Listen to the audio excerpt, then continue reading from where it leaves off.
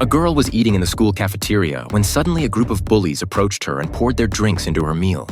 They threatened her to eat it immediately, and the girl, too afraid to resist, did as she was told. However, the bullies went even further and flipped over the girl's meal tray. A boy sitting across from her couldn't stand it anymore and sternly rebuked the bullies, but they didn't back down.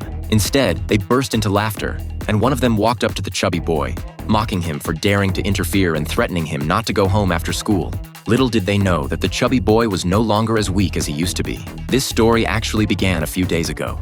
Jack was a big shot in the underworld, owning luxury cars, mansions, and commanding a large number of subordinates.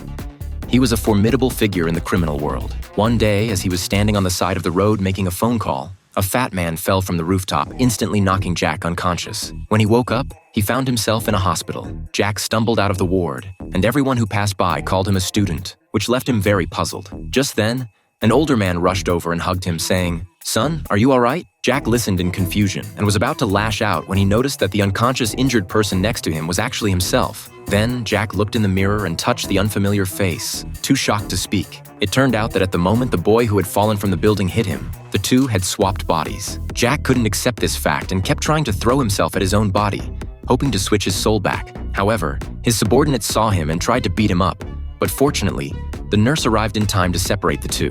Left with no choice, he had to return to his own home.